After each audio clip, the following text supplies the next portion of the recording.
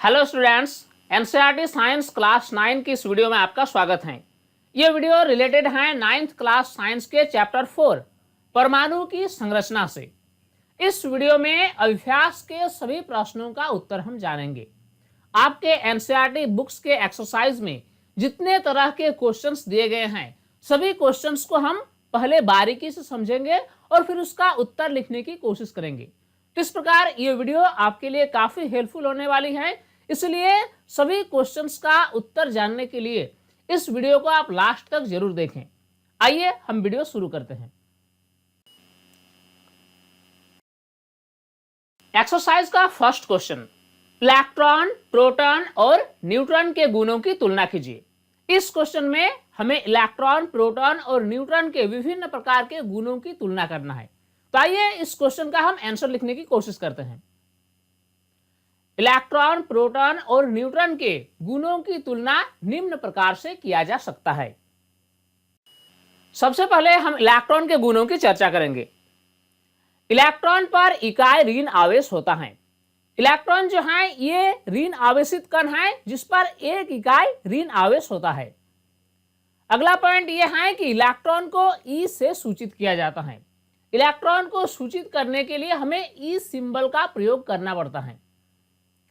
Electron परमाणु में नाभिक के चारों ओर निश्चित कक्ष में चक्कर लगाते हैं।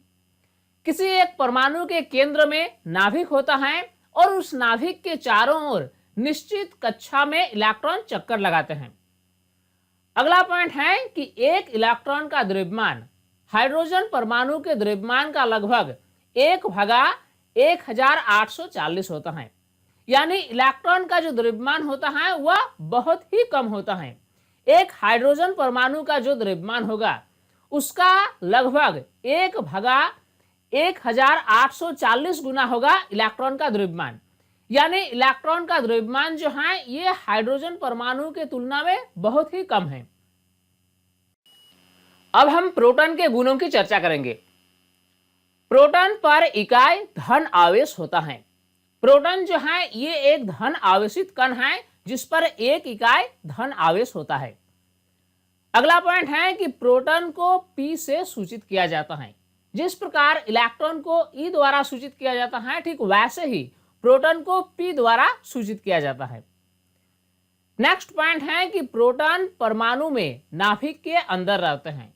चूंकि अभी हमने डिस्कस किया कि इलेक्ट्रॉन जो है वह नाभिक के चारों ओर निश्चित कक्षा में चक्कर लगाते हैं, लेकिन प्रोटॉन जो है ये परमाणु के नाभिक में उसके अंदर रहता है। एक प्रोटॉन का द्रव्यमान हाइड्रोजन परमाणु के द्रव्यमान के लगभग बराबर होता है। चूंकि हमने अभी क्या पढ़ा कि एक इलेक्ट्रॉन का जो द्रव्यमान होता है वह हाइड्रोजन परमाणु के द्रव्यमान का 1/1840 होता है, लेकिन एक प्रोटॉन का जो द्रव्यमान है वह हाइड्रोजन परमाणु के द्रव्यमान के लगभग बराबर होता है। अगला कण है न्यूट्रॉन। न्यूट्रॉन एक उदासीन कण है जिस पर कोई आवेश नहीं होता। चूंकि अभी हमने क्या देखा कि इलेक्ट्रॉन पर ऋण आवेश होता है, प्रोटॉन पर धन आवेश होता है, लेकिन न्यूट्रॉन जो है ये एक उदासीन कण है, इस पर कोई आवेश नहीं होता है। नेक्स्ट पॉइंट है कि न्यूट्रॉन को N से सूचित किया जाता है। जिस प्रकार इलेक्ट्रॉन को E से, प्रोटॉन को P से, ठीक वैसे ही न्यूट्रॉन को N द्वारा सूचित किया जाता है। न्यूट्रॉन परमाणु में नाभिक के अंदर रहते हैं। जिस प्रकार प्रोटॉन परमाणु के नाभिक के अंदर रहते हैं, ठीक वैसे ही न्यूट्रॉन जो है ये भी परमाणु के नाभिक के अंदर रहते हैं। एक न्यूट्रॉन का द्रव्यमान प्रोटॉन के द्रव्यमान के लगभग बराबर होता है। यानी प्रोटॉन और न्यूट्रॉन का द्रव्यमान लगभग बराबर होता है, जबकि इलेक्ट्रॉन का द्रव्यमान जो है वह इनकी तुलना में बहुत ही कम होती है। तो इस प्रकार इस क्वेश्चन में हमने इलेक्ट्रॉन, प्रोटॉन और न्यूट्रॉन के विभिन्न गुणों की तुलना की है। अब आइए अगला क्वेश्चन देखते हैं। अब हम देखेंगे एक्सरसाइज का क्वेश्चन नंबर 2। जे थॉम्सन के परमाणु मॉडल की क्या सीमाएं हैं। इस क्वेश्चन में हमें बताना है कि जे थॉम्सन ने परमाणु का जो मॉडल दिया, इस मॉडल में क्या कमियां रह गई। तो आइए इस क्वेश्चन का हम आंसर लिखने की कोशिश करते हैं। जे टॉमसन के परमाणु मॉडल के अनुसार परमाणु एक धन आवेशित गोला है और उसमें इलेक्ट्रॉन ठीक उसी तरह धंसे रहते हैं जैसा कि तरबूज में बीज धंसे हुए रहते हैं। जे टॉमसन ने परमाणु का एक मॉडल दिया। इस मॉडल में उन्होंने कहा कि परमाणु जो है ये एक धन आवेशित गोला है और ऋण आवेशित इलेक्ट्रॉन इसमें ठीक उसी तरह धंसे रहते हैं जिस तरह से तरबूज में बीज धंसे हुए रहते हैं। इस प्रकार टॉमसन के मॉडल से परमाणु के उदासीन होने की व्याख्या हो गई, किंतु यह मॉडल रदरफोर्ड का अल्फा प्रकीर्णन प्रयोग की व्याख्या नहीं कर सकी। टॉमसन के अनुसार क्या है कि परमाणु एक धन आवेशित गोला है और उसमें ऋण आवेशित इलेक्ट्रॉन ठीक उसी तरह धंसे हुए रहते हैं जिस तरह तरबूज में बीज धंसे हुए रहते हैं। तो जे टॉमसन ने ये जो मॉडल दिया, तो ये मॉडल पर्याप्त है ये वर्णन करने के लिए कि परमाणु उदासीन कैसे होते हैं, लेकिन परमाणु का यह मॉडल रदरफोर्ड का अल्फा प्रकीर्णन प्रयोग की व्याख्या नहीं कर सकती है। तो यही वह कमी है जो जे टॉमसन के परमाणु मॉडल में रह गई। अब आइए अगला क्वेश्चन देखते हैं। अब हम देखेंगे एक्सरसाइज का क्वेश्चन नंबर 3। रदरफोर्ड के परमाणु मॉडल की क्या सीमाएं हैं। इस क्वेश्चन में हमें बताना है कि रदरफोर्ड ने परमाणु का जो मॉडल पेश किया उस मॉडल की क्या क्या सीमाएं हैं, क्या क्या कमियां हैं। तो आइए इसका हम आंसर लिखने की कोशिश करते हैं। रदरफोर्ड के परमाणु मॉडल के अनुसार इलेक्ट्रॉन नाभिक के चारों ओर वर्तुलाकार कक्षाओं में चक्कर लगाते हैं। रदरफोर्ड ने परमाणु का एक मॉडल पेश किया। इसमें उन्होंने कहा कि किसी परमाणु में इलेक्ट्रॉन जो होते हैं वह नाभिक के चारों ओर वर्तुलाकार कक्षाओं में चक्कर लगाते हैं। वर्तुलाकार कक्ष में चक्रण के दौरान कण केंद्र की ओर त्वरित होता है। जब भी कोई पिंड किसी वृत्ताकार कक्षा में या वर्तुलाकार कक्षा में चक्कर लगाते हैं तो वह हमेशा केंद्र की ओर त्वरित होते हैं। त्वरण के दौरान आवेशित कणों से ऊर्जा का विकिरण होगा। वैज्ञानिकों का ऐसा मानना है कि अगर कोई आवेशित कण किसी दूसरे आवेशित कण के चारों ओर चक्कर लगाते हैं तो इसमें क्या होगा कि इसमें आवेशित कण से ऊर्जा का विकिरण होगा। इस प्रकार स्थायी कक्ष में घूमता हुआ इलेक्ट्रॉन अपनी ऊर्जा विकिरित करेगा और अंततः नाभिक से टकरा जाएगा। वैज्ञानिकों का ऐसा मानना है कि अगर रदरफोर्ड का परमाणु मॉडल सही है तो इसके अनुसार क्या होगा कि इलेक्ट्रॉन जो है जब अपने नाभिक के चारों ओर चक्कर लगाएगा तो ये हमेशा ऊर्जा का विकिरण करेगा। अंततः क्या होगा कि इलेक्ट्रॉन का ऊर्जा जो है ये धीरे धीरे कम होता जाएगा और ये इलेक्ट्रॉन लास्ट में नाभिक से जाकर टकराएगा। अतः रदरफोर्ड का परमाणु मॉडल परमाणु की स्थायित्वता का वर्णन नहीं कर सकते हैं। तो इस प्रकार हम इस निष्कर्ष पर पहुंचते हैं कि रदरफोर्ड ने जो परमाणु मॉडल पेश किया ये परमाणु की स्थायित्वता का वर्णन नहीं कर सकता है। अब आइए अगला क्वेश्चन देखते हैं। नेक्स्ट है क्वेश्चन नंबर 4। बोर के परमाणु मॉडल की व्याख्या कीजिए। इस क्वेश्चन में हमें बोर के परमाणु मॉडल के बारे में चर्चा करना है। तो आइए हम इसका उत्तर लिखने की कोशिश करते हैं। बोर के परमाणु मॉडल की अवधारणाएं निम्नलिखित हैं। इसमें पहला पॉइंट है कि इलेक्ट्रॉन केवल कुछ निश्चित कक्षाओं में ही चक्कर लगा सकते हैं जिन्हें इलेक्ट्रॉन की विविक्त कक्षा कहते हैं। बोर ने जो परमाणु का मॉडल पेश किया इसमें उन्होंने कहा कि इलेक्ट्रॉन जो है वह कुछ निश्चित कक्षाओं में ही चक्कर लगा सकते हैं। अगला पॉइंट यह है कि जब इलेक्ट्रॉन इस विविक्त कक्षा में चक्कर लगाते हैं तो उनकी ऊर्जा का विकिरण नहीं होता है। बोर ने कहा कि जब ये इलेक्ट्रॉन इन निश्चित कक्षाओं में नाभिक के चारों ओर चक्कर लगाते हैं तो इस दौरान इलेक्ट्रॉन से किसी भी प्रकार की कोई ऊर्जा का विकिरण नहीं होता है। इन कक्षाओं को ऊर्जा स्तर कहते हैं। उन्होंने कहा कि इलेक्ट्रॉन जिस कक्षा में चक्कर लगाते हैं उन सभी कक्षाओं को ऊर्जा स्तर कहा जाएगा। बोर के परमाणु मॉडल के अनुसार परमाणु के केंद्र में एक नाभिक होता है जो धन आवेश से आवेशित होता है। अब इस नाभिक से सामने जो कक्षा होती हैं वह होती है के कक्ष, यानी जो कक्षा नाभिक के सामने होती हैं उससे हम के कक्ष कहते हैं। इसके बाद वाली जो कक्षा होती है उससे एल कक्ष कहा जाता है। इसके बाद वाली जो कक्षा होती है उसे एम कक्ष कहा जाता है और इसके बाद वाली जो कक्षा होती है उससे एन कक्ष कहा जाता है। तो इस प्रकार किसी भी परमाणु में जो विभिन्न कक्षाएं होती हैं उसे के, एल, एम, एन इस प्रकार उससे व्यक्त किया जाता है। अगला पॉइंट यह है कि इन कक्षाओं को के, एल, एम, एन या संख्याएं 1, 2, 3, 4 इस प्रकार करके इन सभी कक्षाओं को प्रदर्शित किया जाता है।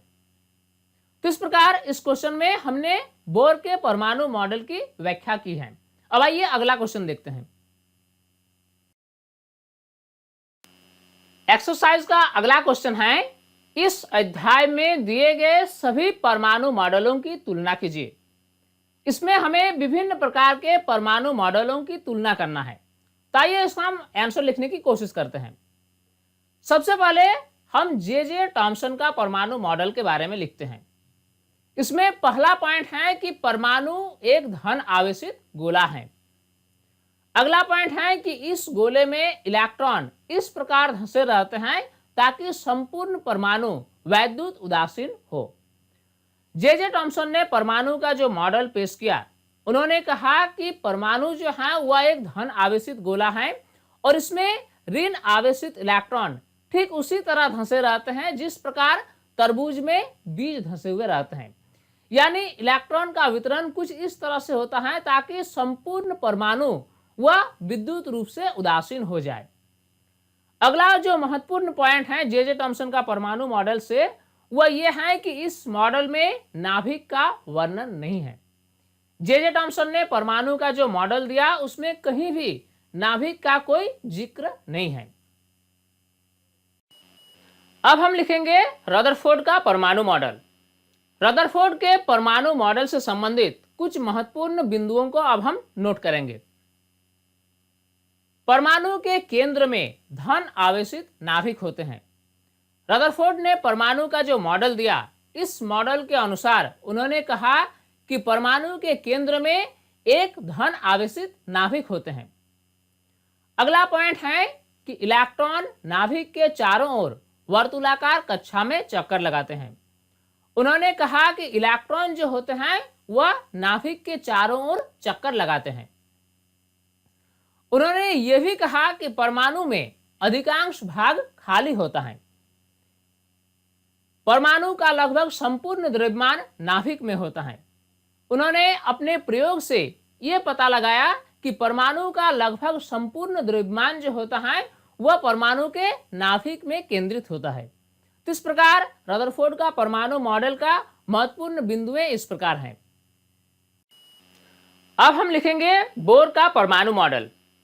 इस मॉडल के अनुसार इलेक्ट्रॉन केवल कुछ निश्चित कक्षाओं में ही चक्कर लगा सकते हैं जिन्हें ऊर्जा स्तर कहा जाता है। बोर ने कहा कि इलेक्ट्रॉन जो हैं वह केवल कुछ निश्चित कक्षाओं में ही चक्कर लगा सकते हैं और इन कक्षाओं को उन्होंने ऊर्जा स्तर का नाम दिया।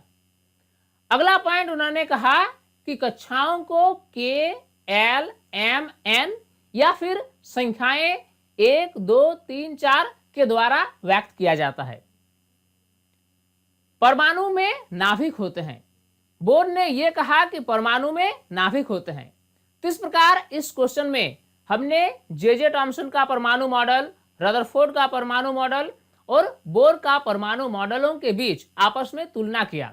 अब आइए अगला क्वेश्चन देखते हैं। एक्सरसाइज का अगला क्वेश्चन है क्वेश्चन नंबर 6। पहले 18 तत्वों के विभिन्न कक्षाओं में इलेक्ट्रॉन वितरण के नियम को लिखिए।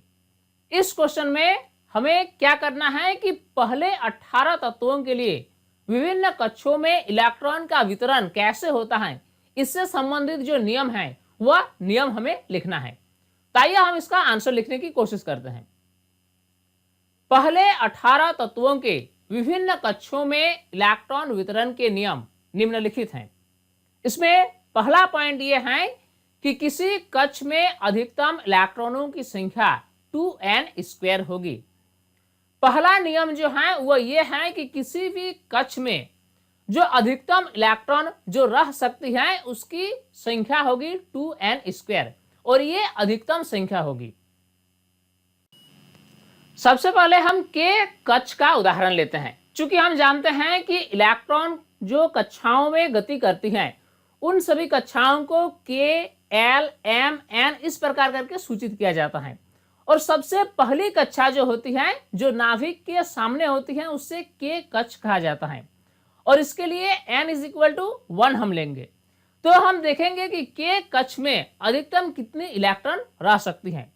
तो अधिकतम इलेक्ट्रॉनों की संख्या इसके लिए क्या फॉर्मूला है 2n²।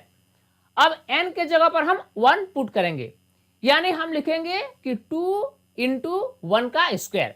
इस प्रकार हमने क्या पाया कि 2 यानी के कक्ष में अधिकतम इलेक्ट्रॉनों की जो संख्या हो सकती है वह होगी कितना 2।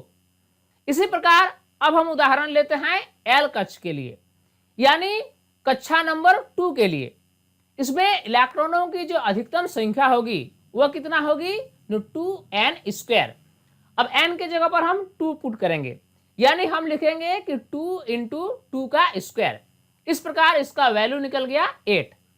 तो हम कह सकते हैं कि L कक्ष में अधिकतम इलेक्ट्रॉनों की संख्या जो हो सकती है वह 8 होगी। अगला उदाहरण लेते हैं M कक्ष के लिए यानी कक्षा नंबर 3 के लिए। इसमें इलेक्ट्रॉनों की जो अधिकतम संख्या होगी वह होगी 2n²। n के जगह पर हम 3 पुट करेंगे यानी हम लिखेंगे कि 2 × 3 का स्क्वायर। इस प्रकार इसका वैल्यू निकल गया 18 यानी m कक्ष में अधिकतम 18 इलेक्ट्रॉन रह सकते हैं। अगला उदाहरण लेते हैं n कक्ष के लिए यानी कक्षा नंबर 4 के लिए। इसमें इलेक्ट्रॉनों की जो अधिकतम संख्या होगी वह होगी 2n²। n के जगह पर हम 4 पुट करेंगे तो हम लिखेंगे 2 × 4 का स्क्वायर यानी इसका वैल्यू निकल गया 32। तो हम कह सकते हैं कि n कक्ष में अधिकतम इलेक्ट्रॉनों की संख्या जो हो सकती है वह 32 हो सकती है। तो इस प्रकार इलेक्ट्रॉन के वितरण का पहला नियम हमने समझ लिया। अब दूसरा नियम यह है कि बाहरी कक्ष में अधिकतम 8 इलेक्ट्रॉन होंगे तथा बाहरी कक्ष से पूर्व वाले कक्ष में अधिकतम 18 इलेक्ट्रॉन होंगे। यह पॉइंट ये बताती है कि किसी भी परमाणु में जो बाहरी कक्षा होगी उसमें अधिकतम इलेक्ट्रॉनों की संख्या 8 होगी यानी किसी भी हाल में इलेक्ट्रॉनों की जो अधिकतम संख्या है वह 8 से अधिक नहीं हो सकती है बाहरी कक्ष के लिए। और बाहरी कक्ष से पूर्व वाले कक्ष जो होंगे उसमें अधिकतम 18 इलेक्ट्रॉन होंगे। तीसरा पॉइंट यह है कि सभी कक्षों में इलेक्ट्रॉन का वितरण क्रमागत होगा यानी सबसे पहले के कक्ष का वितरण होगा, उसके बाद एल कक्ष का, उसके बाद एम कक्ष का और उसके बाद एन कक्ष का। यानी इलेक्ट्रॉनों का जो वितरण होगा विभिन्न कक्षाओं में वह क्रमागत होगा। अब हम इलेक्ट्रॉन के वितरण को समझने के लिए उदाहरण लेते हैं क्लोरीन परमाणु का।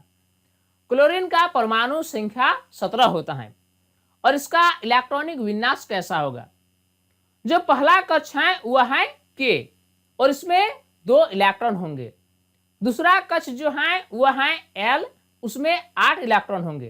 तो इस प्रकार 2 और 8 यानी 10 इलेक्ट्रॉन हो गया। अब कितना बचा? अब 7 इलेक्ट्रॉन बचा यानी एम कक्ष में अब 7 इलेक्ट्रॉन हो गए। तो इसी प्रकार क्लोरीन का जो इलेक्ट्रॉनिक विन्यास होगा वह होगा 2, 8, 7। तो इस प्रकार इन तीनों पॉइंट्स के जरिए इलेक्ट्रॉनों का वितरण किया जाता है पहले 18 तत्वों के लिए। अब आइए अगला क्वेश्चन देखते हैं। अब हम देखेंगे एक्सरसाइज का क्वेश्चन नंबर 7। सिलिकॉन और ऑक्सीजन का उदाहरण लेते हुए संयोजकता की परिभाषा दीजिए। इस क्वेश्चन में हमें बताना है कि संयोजकता होता क्या है और इसमें हमें उदाहरण लेना है सिलिकॉन और ऑक्सीजन का। तो आइए हम इसका उत्तर लिखने की कोशिश करते हैं। 8 इलेक्ट्रॉन वाले सबसे बाहरी कक्ष को अष्टक कहा जाता है। अगर किसी परमाणु में बाहरी जो कक्षा होती है उसमें अगर 8 इलेक्ट्रॉन हो तो इससे हम कहेंगे कि ये अष्टक पूरा कर लिया। परमाणु अपने बाह्यतम कक्ष में अष्टक प्राप्त करने के लिए आपस में इलेक्ट्रॉनों की साझेदारी या स्थानांतरण करते हैं। अब हर प्रकार की परमाणु की ये कोशिश होती है कि रासायनिक अभिक्रिया में वह अपने बाह्यतम कक्षा में 8 इलेक्ट्रॉन पूरा कर ले, यानी अष्टक पूरा कर ले।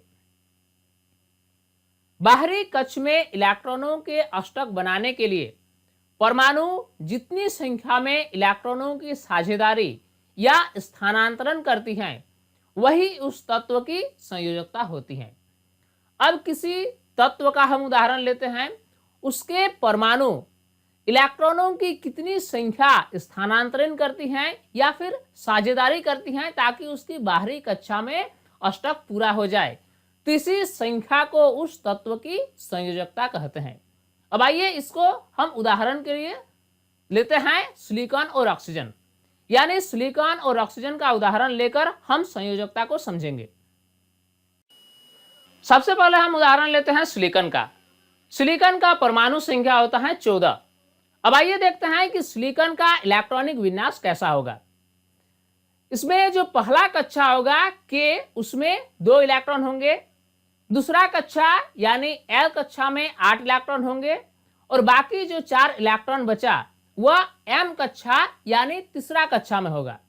इस प्रकार हमने क्या देखा कि सिलिकॉन का जो बाहरी कक्षा है उसमें 4 इलेक्ट्रॉन है।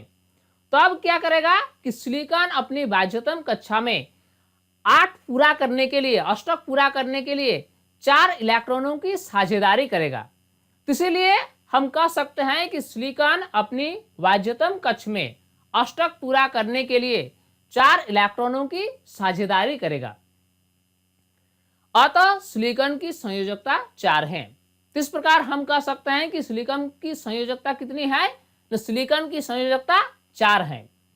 अब हम उदाहरण लेंगे ऑक्सीजन का। ऑक्सीजन का परमाणु संख्या होता है 8।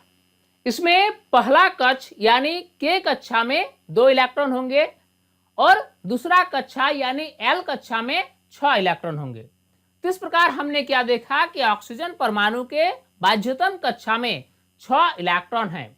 अब ये ऑक्सीजन का परमाणु क्या करेगा न, अपना बाह्यतम कक्षा में 8 इलेक्ट्रॉन पूरा करने के लिए 2 इलेक्ट्रॉन कहीं से ग्रहण करने की कोशिश करेगा। तो इसीलिए हम लिख सकते हैं कि ऑक्सीजन अपनी बाह्यतम कक्ष में अष्टक पूरा करने के लिए 2 इलेक्ट्रॉन ग्रहण करेगी। अतः ऑक्सीजन की संयोजकता 2 है। तो इस प्रकार हमने ये पाया कि ऑक्सीजन की जो संयोजकता है वह 2 है। अब आइए नेक्स्ट क्वेश्चन देखते हैं।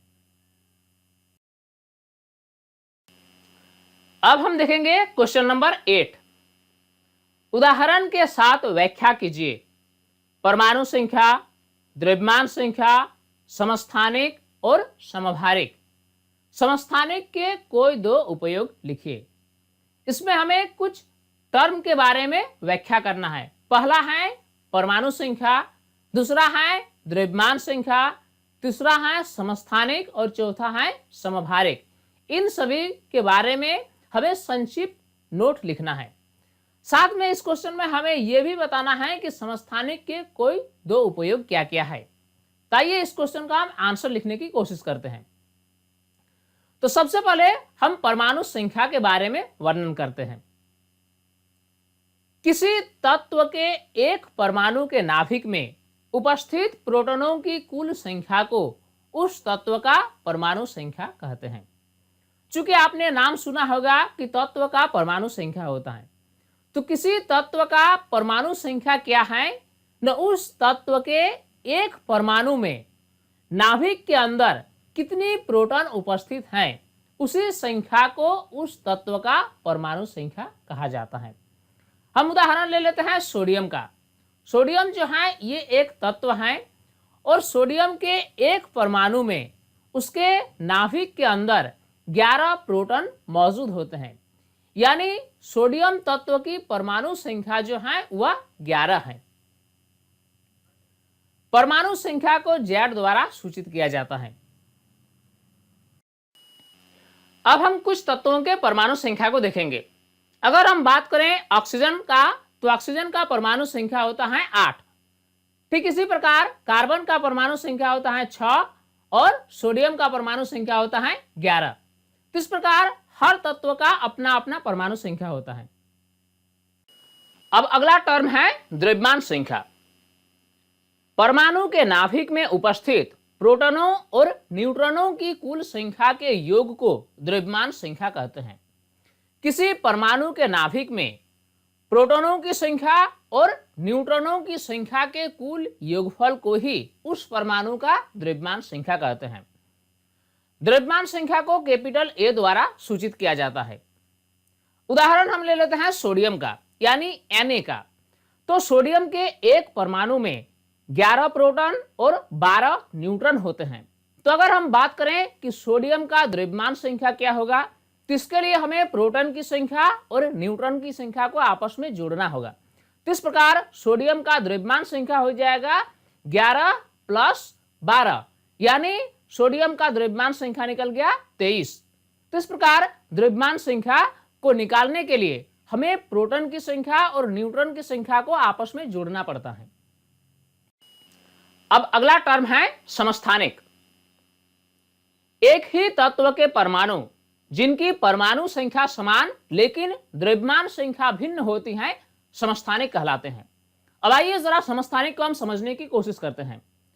जब तक समस्थानिक का पता नहीं चला था, तब तक ऐसी मान्यता थी कि किसी तत्व के सभी परमाणु बिल्कुल एक जैसे होते हैं। लेकिन जब वैज्ञानिकों को समस्थानिक के बारे में पता चला, तब यह धारणा में परिवर्तन आई। एक्चुअली क्या होता है कि कुछ ऐसे तत्व होते हैं जिसके सभी परमाणु बिल्कुल एक जैसे नहीं होते हैं। कुछ परमाणु ऐसे होते हैं कि उसकी परमाणु संख्या तो समान होती है लेकिन द्रव्यमान संख्या भिन्न होती है। तो किसी तत्व के ऐसे परमाणु जिसकी परमाणु संख्या समान लेकिन द्रव्यमान संख्या भिन्न होती है, वैसे परमाणुओं को उस तत्व का समस्थानिक कहते हैं। हाइड्रोजन के 3 समस्थानिक होते हैं। अब जरा समस्थानिक को समझने के लिए हम हाइड्रोजन का एग्जांपल लेते हैं। हाइड्रोजन के 3 समस्थानिक हैं। पहला है प्रोटियम, दूसरा है ड्यूटेरियम और तीसरा है ट्राइटियम।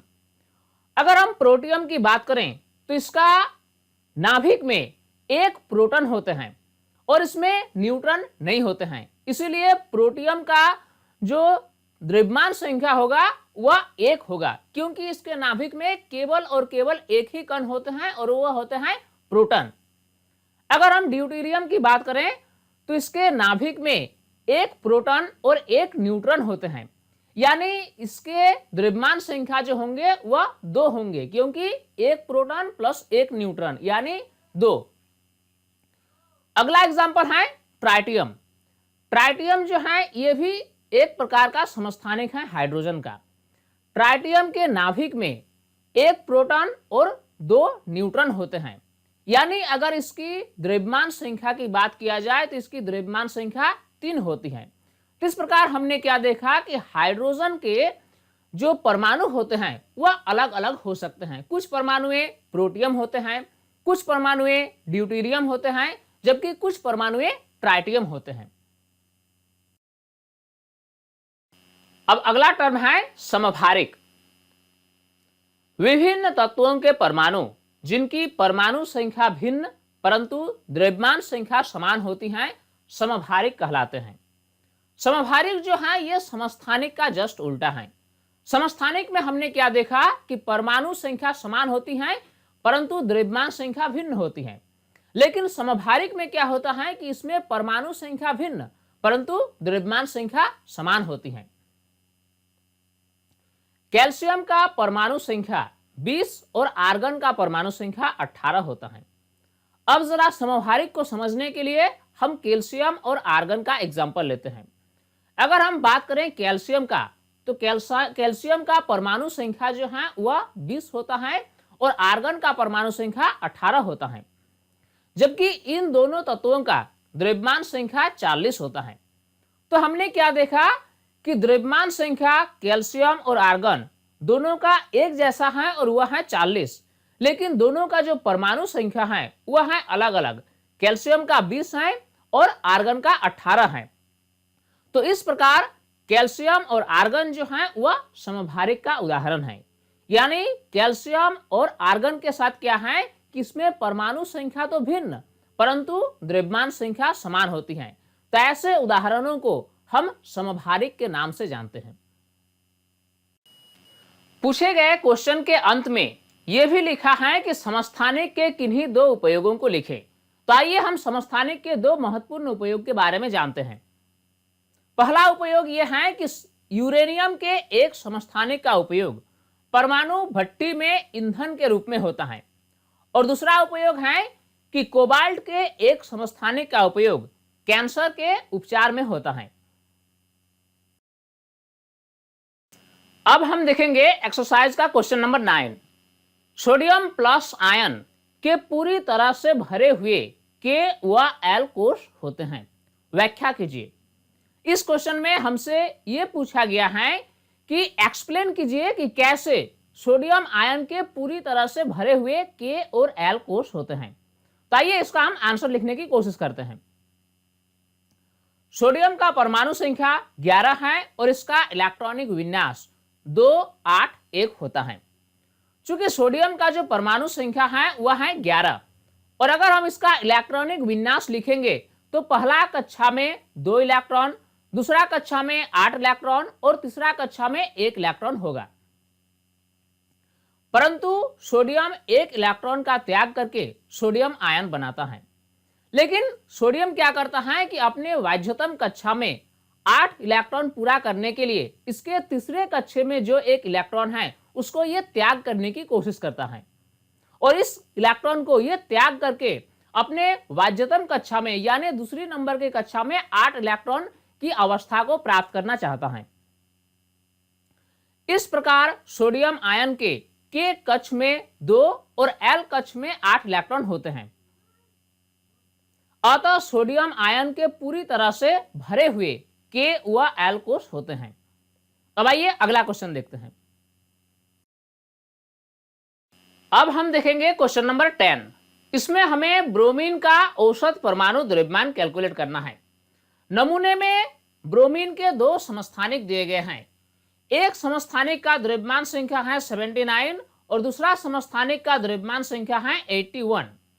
इसमें ब्रोमीन का वह समस्थानिक जिसका द्रव्यमान 79 है उसका परसेंटेज दिया गया है 49.7% और ब्रोमीन 81 का परसेंटेज दिया गया है 50.3%। तो इस प्रकार नमूने में ब्रोमीन के 2 समस्थानिक हैं और हमें कैलकुलेट करना है ब्रोमीन का औसत परमाणु द्रव्यमान। तो आइए इसको हम कैलकुलेट करने की कोशिश करते हैं। इस क्वेश्चन में ब्रोमीन के 2 समस्थानिक दिए गए हैं। पहला है Br79 और दूसरा है Br81। Br79 का परसेंटेज दिया गया है 49.7% और Br81 का परसेंटेज दिया गया है 50.3%। अब हमें कैलकुलेट करना है ब्रोमीन का औसत परमाणु द्रव्यमान। इसके लिए पहले समस्थानिक के द्रव्यमान संख्या को हम लिखेंगे जो कि है 79। अब हम गुना का चिन्ह लगाएंगे और इसका जो परसेंटेज दिया गया है उसको लिखेंगे यानी 49.7%। अब प्लस का चिन्ह लगाएंगे और दूसरे समस्थानिक के द्रव्यमान संख्या को लिखेंगे जो कि है 81। फिर गुना का चिन्ह लगाएंगे और इसका जो परसेंटेज दिया गया है यानी 50.3 उसको हम लिखेंगे। अब हम क्या करेंगे 79 के जगह पर 79 लिख दिए, गुना का चिन्ह लगाए और 49.7% के जगह पर हम लिखेंगे 49.7 बटा 100। फिर प्लस का चिन्ह लगाएंगे, 81 के जगह पर 81 लिखेंगे, फिर गुना का चिन्ह जो है उसको लगाएंगे और 50.3% के जगह पर हम लिखेंगे 50.3 बटा 100। फिर बराबर का चिन्ह लगाएंगे। अब यहाँ पर 79 गुना 49.7 बटा 100, इसके जगह पर हम कैलकुलेट करके इसका वैल्यू निकाले और वह आया 39.263। अब प्लस का चिन्ह लगाएंगे। अब वहां पर हम क्या देख रहे हैं कि 81 गुना 50.3 बटा 100, तो इसको जब हम गुना और भागा करेंगे तो इसका वैल्यू निकल जाएगा 40.743। इस प्रकार दोनों को जोड़ेंगे तो इसका वैल्यू निकल जाएगा 80.006, यानी ब्रोमीन का औसत परमाणु द्रव्यमान हमारा निकल गया 80.006। अब आइए अगला क्वेश्चन देखते हैं। अब हम देखेंगे क्वेश्चन नंबर 11। इसमें एक तत्व X का परमाणु द्रव्यमान दिया गया है 16.2। इसके नमूने में दो प्रकार के समस्थानिक हैं, एक है X16 और दूसरा है X18। तो इस क्वेश्चन में हमें बताना है कि समस्थानिक X16 का क्या प्रतिशत होगा और समस्थानिक X18 का क्या प्रतिशत होगा। तो आइए इसको हम सॉल्व करने की कोशिश करते हैं। सबसे पहले हम मान लेते हैं कि X16 की मात्रा A% है, इसीलिए X18 की मात्रा कितनी होगी न 100 माइनस A%। तो इस प्रकार X16 की मात्रा A% और X18 की मात्रा 100 माइनस A%। तो हम लिख सकते हैं कि X16 का जो प्रतिशत है वह है A% और X18 का जो प्रतिशत है वह है 100 माइनस A%। अब हम निकालेंगे औसत परमाणु द्रव्यमान। इसके लिए हमें क्या करना होगा न एक समस्थानिक का जो द्रव्यमान संख्या दिया गया है उसको हमें लिखना होगा और वह है 16, फिर गुना का चिन्ह लगाएंगे और इसका जो प्रतिशत है यानी A% उससे हम लिखेंगे। अब प्लस का चिन्ह लगाएंगे और दूसरे समस्थानिक का जो द्रव्यमान संख्या है उससे अब हम लिखेंगे जो कि है 18, फिर गुना का चिन्ह लगाएंगे और इसकी जो प्रतिशत है नमूने में उससे हम लिखेंगे और वह है 100 माइनस A%। चूंकि क्वेश्चन में दिया गया है कि परमाणु का जो औसत द्रव्यमान है वह है 16.2, इसीलिए परमाणु का औसत द्रव्यमान के स्थान पर हमने 16.2 लिख दिया। अब बराबर का चिन्ह लगाकर 16 को हम वैसे ही लिख देंगे, गुना का चिन्ह लगाएंगे और A% के जगह पर हम A/100 लिख सकते हैं। अब हम प्लस का चिन्ह लगाएंगे, 18 को वैसे ही लिख देंगे, फिर गुना का चिन्ह लगाएंगे और 100 माइनस A% के जगह पर हम 100 माइनस A/100 लिख सकते हैं। और इससे हम लिखेंगे 16.2 जैसा है उसको वैसे ही लिख दिए। बराबर का चिन्ह लगाने के बाद ये 16 इंटू A डिवाइडेड बाय 100, इसके जगह पर हम लिख सकते हैं 4A डिवाइडेड बाय 25, यानी इसको सिंप्लीफाई करके हमने लिख दिया।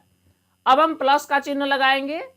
अब यहाँ पर जो है 18 into 100 minus A divided by 100, इसको सिंप्लीफाई करके हमने लिखा 9 into 100 minus A divided by 50। तो इस प्रकार हमने यहां तक पहुंचा। अब हम 16.2 को वैसे ही लिखेंगे, उसके बाद बराबर का चिन्ह लगाएंगे। अब यहां पर ये जो टर्म दिया हुआ है दो, एक है 4A divided by 25 plus 9 into 100 minus A divided by 50, ये दो टर्म को हमें आपस में जोड़ना है। इसके लिए 25 और 50 का एलसीएम हम ले लिए 50। अब इसको 50 को हम 25 से डिवाइड करेंगे तो वह आएगा 2, जिससे हमें 4A से गुना करना है, यानी यहां पर हम लिखेंगे 8A। प्लस का चिन्ह लगाएंगे और 9 इंटू 100 माइनस A को हम लिखेंगे और 16.2 को हम वैसे ही लिखेंगे, बराबर का चिन्ह लगाएंगे और यहां पर 8A को 8A लिख दिए। प्लस देने के बाद 9 इंटू 100 के जगह पर 900 माइनस 9A और इसको डिवाइड कर देंगे 50 से और हम इसको लिख सकते हैं 16.2 जो है उसको वैसे ही लिख दिए, बराबर का चिन्ह लगाएंगे, 8a माइनस 9a, इसके जगह पर माइनस a बचेगा, यानी यहां पर हो जाएगा 900 माइनस a, और उसको हम डिवाइड कर देंगे 50 से।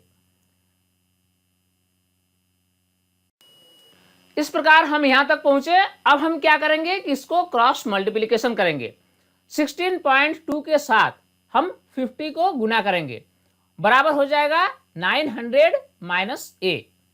अब क्या करेंगे कि 16.2 को जब 50 से गुना करेंगे तो ये हो जाएगा 810, बराबर का चिन्ह लगाएंगे और लिखेंगे 900 माइनस a। इस प्रकार इसको हम जब सॉल्व करेंगे तो a का वैल्यू हमारा कितना निकल जाएगा, वह निकल जाएगा 90।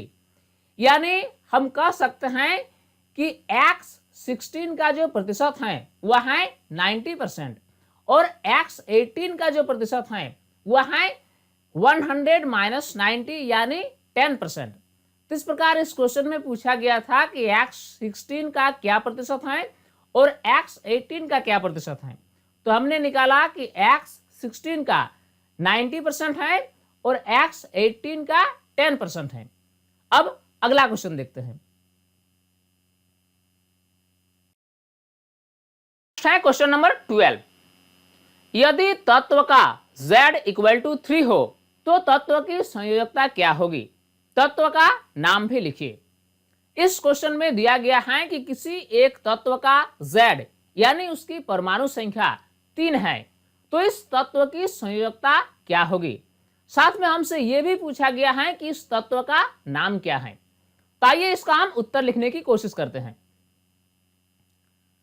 तत्व का परमाणु संख्या Z इक्वल टू 3 है, अतः इसका इलेक्ट्रॉनिक विन्यास निम्न प्रकार होगा।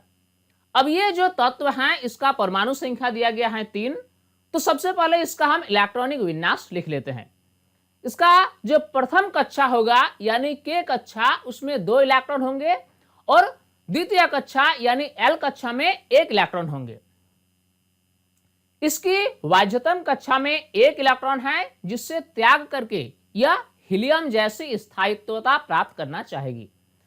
अब ये तत्व का परमाणु का जो बाध्यतम कक्षा है उसमें 1 इलेक्ट्रॉन है और इस इलेक्ट्रॉन को ये त्याग करके हीलियम जैसी स्थायी परमाणु बनने की कोशिश करेगी, अतः इसकी संयोजकता 1 है और यह तत्व लिथियम है। तो चूंकि हम जानते हैं कि संयोजकता क्या है, न कोई भी तत्व जितनी संख्या में इलेक्ट्रॉनों का या तो स्थानांतरण करे या साझेदारी करे, उस संख्या को उस तत्व का संयोजकता कहा जाता है। तो इस तत्व के केस में केवल 1 इलेक्ट्रॉन का त्याग करेगी, इसीलिए इसकी संयोजकता 1 होगी। अब देखेंगे कि इस तत्व का नाम लिथियम कैसे है।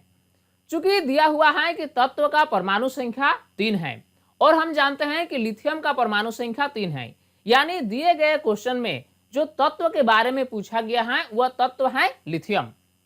अब आइए नेक्स्ट क्वेश्चन देखते हैं। अब हम देखेंगे क्वेश्चन नंबर 13। 2 परमाणु स्पीशीज के केंद्रक का संघटक नीचे दिया गया है। इसमें 2 परमाणु स्पीशीज का केंद्रक का जो संगठक है वह इस प्रकार दिया गया है, यानी एक परमाणु स्पीशीज है X और दूसरा परमाणु स्पीशीज है Y। तो X जो है इसमें प्रोटॉन की संख्या है 6 और न्यूट्रॉन की संख्या भी है 6, जबकि Y जो है इसमें प्रोटॉन की संख्या है 6 और न्यूट्रॉन की संख्या है 8। तो इसमें पूछा क्या गया है कि X और Y की द्रव्यमान संख्या ज्ञात कीजिए। इन दोनों स्पीशीज में क्या संबंध है, तो हमें बताना है कि X और Y की द्रव्यमान संख्या क्या है। साथ में यह भी हमें बताना है कि क्या X और Y के बीच कोई संबंध है। तो आइए इस क्वेश्चन का हम आंसर लिखने की कोशिश करते हैं। सबसे पहले हम लिख लेते हैं कि क्वेश्चन में दिया क्या गया है। क्वेश्चन में दिया गया है कि 2 परमाणु स्पीशीज हैं, एक है X और दूसरा है Y। X में प्रोटॉन की संख्या है 6 और न्यूट्रॉन की संख्या भी है 6, जबकि Y में प्रोटॉन की संख्या है 6 और न्यूट्रॉन की संख्या है 8। तो X और Y की द्रव्यमान संख्या क्या होगी यह हमें ज्ञात करना है। तो चूंकि हम जानते हैं कि द्रव्यमान संख्या क्या होती हैं कि प्रोटॉन की संख्या प्लस न्यूट्रॉन की संख्या। तो सबसे पहले हम x का द्रव्यमान संख्या कैलकुलेट करते हैं। तो x का द्रव्यमान संख्या हम कैसे कैलकुलेट करेंगे, इसकी प्रोटॉन की संख्या कितनी है, वह है 6। इसमें हम जोड़ेंगे इसकी न्यूट्रॉन की संख्या कितनी है, और वह भी है 6। तो इस प्रकार x का द्रव्यमान संख्या निकल गया 12। अब हम निकालेंगे y का द्रव्यमान संख्या। तो y का जो प्रोटॉन की संख्या है वह है 6 और y का जो न्यूट्रॉन की संख्या है वह है 8। तो इस प्रकार y का द्रव्यमान संख्या निकल गया 14। तो हमने क्या देखा कि x और y दोनों का प्रोटॉन की संख्या जो है वह एक जैसा है और वह है 6, लेकिन इसका जो द्रव्यमान संख्या है वह अलग अलग है। x का द्रव्यमान संख्या है 12 और y का द्रव्यमान संख्या है 14। तो चूंकि हम जानते हैं कि ऐसे परमाणुएं जिसकी परमाणु संख्या एक जैसा यानी प्रोटॉन की संख्या एक जैसा लेकिन द्रव्यमान संख्या अलग अलग हो, तो ऐसे परमाणु स्पीशीज को समस्थानिक कहा जाता है। तो हम लिख सकते हैं कि चूंकि x और y का परमाणु संख्या समान परंतु द्रव्यमान संख्या भिन्न है, अतः ये समस्थानिक के उदाहरण हैं। अब आइए अगला क्वेश्चन देखते हैं। नेक्स्ट है क्वेश्चन नंबर 14। निम्नलिखित वाक्तव्यों में गलत के लिए F और सही के लिए T लिखें। इस क्वेश्चन में हमें कुछ सेंटेंस दिए जाएंगे, इसमें हमें सही और गलत को पहचानना है। अगर हमें लगता है कि ये सेंटेंस सही है तो हमें T लिखना है यानी ट्रू, और अगर हमें लगता है कि ये सेंटेंस गलत है तो हमें F यानी फॉल्स लिखना है। तो पहला जो क्वेश्चन दिया गया है वह है कि जे टॉमसन ने यह प्रस्तावित किया था कि परमाणु के केंद्र में केवल न्यूक्लियस होते हैं। तो चूंकि हम जानते हैं कि जे टॉमसन ने जो परमाणु का मॉडल दिया उसमें उन्होंने कहा कि परमाणु एक धन आवेशित गोला है और इसमें इलेक्ट्रॉन ठीक उसी तरह से धंसे रहते हैं जिस तरह से तरबूज में बीज धंसे हुए रहते हैं। तो इस प्रकार जे टॉमसन ने अपना जो परमाणु मॉडल दिया इसमें कहीं भी कोई केंद्रक का यानी नाभिक का उल्लेख नहीं है, यानी ये जो सेंटेंस है ये एक असत्य कथन है। तो इसीलिए यहां पर हम लिखेंगे F यानी फॉल्स। अगला जो है वो ये है कि एक इलेक्ट्रॉन और प्रोटॉन मिलकर न्यूट्रॉन का निर्माण करते हैं, इसलिए यह अनावेशित होता है। तो चूंकि इलेक्ट्रॉन और प्रोटॉन मिलकर न्यूट्रॉन का निर्माण नहीं करते हैं, इसलिए यह सेंटेंस भी गलत है, इसलिए हम इसमें लिखेंगे F यानी फॉल्स। अगला है कि इलेक्ट्रॉन का द्रव्यमान प्रोटॉन से लगभग 1/2000 गुना होता है। चूंकि इलेक्ट्रॉन का जो द्रव्यमान होता है वह प्रोटॉन की तुलना में बहुत ही कम होता है और प्रोटॉन के द्रव्यमान का लगभग 1/2000 गुना होता है, यानी यह सेंटेंस एक सही कथन है, इसलिए इसमें हम लिखेंगे T यानी ट्रू। अगला कथन दिया गया है कि आयोडीन के समस्थानिक का इस्तेमाल टिंक्चर आयोडीन बनाने में होता है, इसका उपयोग दवा के रूप में होता है। तो ये बात सही है कि आयोडीन के एक समस्थानिक का उपयोग टिंक्चर आयोडीन बनाने में किया जाता है और ये टिंक्चर आयोडीन एक दवा के रूप में कार्य करता है। तो इस प्रकार ये कथन सही है, इसलिए इसमें हम लिखेंगे T यानी ट्रू। अब आइए देखते हैं क्वेश्चन नंबर 15। क्वेश्चन नंबर 15 एक ऑब्जेक्टिव टाइप क्वेश्चन है। इसमें पूछा गया है कि रदरफोर्ड का अल्फा कण प्राकीर्णन प्रयोग किसकी खोज के लिए उत्तरदायी था। रदरफोर्ड ने अल्फा कण प्राकीर्णन प्रयोग जो किया इसमें कौन से कण का पता लगा। ऑप्शन दिया गया है परमाणु केंद्रक, इलेक्ट्रॉन, प्रोटॉन या न्यूट्रॉन।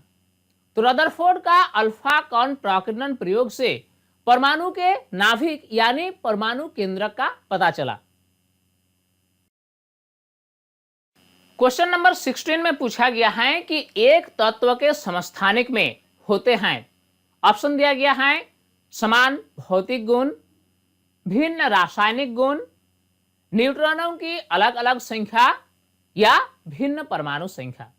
तो देखिए समस्थानिक जो होते हैं इसके भौतिक गुण अलग अलग होते हैं, क्योंकि प्रत्येक परमाणु की जो द्रव्यमान है वह द्रव्यमान अलग अलग हो सकती है, इसीलिए समस्थानिक के भौतिक गुण समान नहीं बल्कि भिन्न होते हैं। इसीलिए ए ऑप्शन जो है ये सही नहीं होगा। समस्थानिक के जो रासायनिक गुण होते हैं वह एक जैसे होते हैं, क्योंकि समस्थानिक के जो इलेक्ट्रॉन की जो संख्या होती है वह एक जैसी होती है और रासायनिक गुण इलेक्ट्रॉन के विन्यास पर निर्भर करती है। इसीलिए समस्थानिक के रासायनिक गुण एक जैसे होते हैं। तो ऑप्शन 2 जो है भिन्न रासायनिक गुण, ये भी सही नहीं है। समस्थानिक में क्या होता है कि परमाणु संख्या समान लेकिन द्रव्यमान संख्या भिन्न होती है, यानी इसमें न्यूट्रॉनों की संख्या अलग अलग होती है। इसका मतलब यह हुआ कि ऑप्शन सी जो है वह सही है। ऑप्शन डी है कि भिन्न परमाणु संख्या। तो समस्थानिक में परमाणु संख्या भिन्न नहीं बल्कि परमाणु संख्या समान होती है। इस प्रकार इस क्वेश्चन का सही जवाब है ऑप्शन सी, न्यूट्रॉनों की अलग अलग संख्या। Question number 17, chlorine negative ion में संयोजकता इलेक्ट्रॉनों की संख्या है। ऑप्शन दिया गया है 16, 8, 17 या 18।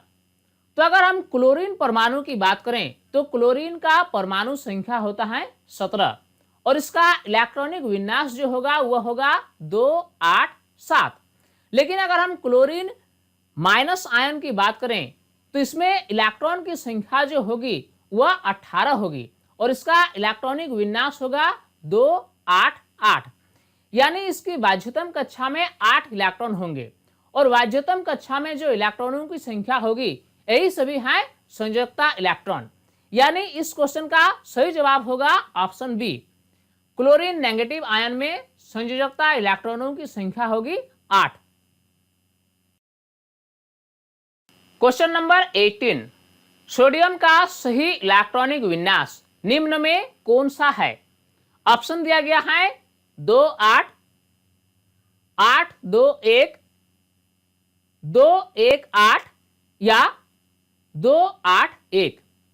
तो सोडियम का जो परमाणु संख्या है वह है 11 और इसमें प्रथम कक्षा में यानी के कक्षा में 2 इलेक्ट्रॉन होंगे, द्वितीय कक्षा यानी एल कक्षा में 8 इलेक्ट्रॉन होंगे और तृतीय कक्षा यानी एम कक्षा में 1 इलेक्ट्रॉन होंगे। तो इस प्रकार सोडियम का सही इलेक्ट्रॉनिक विन्यास होगा 2, 8, 1। यानी इस क्वेश्चन का सही जवाब होगा ऑप्शन डी। अब हम देखेंगे क्वेश्चन नंबर 19, निम्नलिखित सारणी को पूरा कीजिए। इस क्वेश्चन में हमें एक टेबल दिया गया है। इसमें है परमाणु संख्या, द्रव्यमान संख्या, न्यूट्रॉनों की संख्या, प्रोटॉनों की संख्या, इलेक्ट्रॉनों की संख्या और परमाणु स्पीशीज। इसमें कुछ ब्लैंक जगह भी दिए गए हैं जो कि हमें भरना है। सबसे पहले हम फर्स्ट रो की बात करते हैं। फर्स्ट रो में परमाणु संख्या दिया गया है 9, न्यूट्रॉनों की संख्या दिया गया है 10। बाद बाकी जो है वह हमें भरना है। यानी इसमें अगर हम द्रव्यमान संख्या भरना चाहेंगे तो द्रव्यमान संख्या में क्या होता है कि प्रोटॉनों की संख्या और न्यूट्रॉनों की संख्या के योगफल होता है। तो प्रोटॉनों की संख्या कितनी होती है न जितना है परमाणु संख्या। यानी इसमें द्रव्यमान संख्या जो होगा वह होगा 9 + 10 यानी 19। अब प्रोटॉनों की संख्या कितनी होगी न जितना है परमाणु संख्या उतनी होगी प्रोटॉनों की संख्या। इलेक्ट्रॉनों की संख्या उतनी ही होगी जितना कि प्रोटॉन है। इस प्रकार अब हमें इसमें भरना है कि यह परमाणु स्पीशीज का नाम क्या हो सकता है। तो चूंकि इसमें लिखा है कि ये जो है इसकी परमाणु संख्या है 9, यानी ये परमाणु स्पीशीज जो है वह है फ्लोरीन। अब हम सेकेंड रो की बात करते हैं। सेकेंड रो में परमाणु संख्या दिया गया है 16 और द्रव्यमान संख्या दिया गया है 32।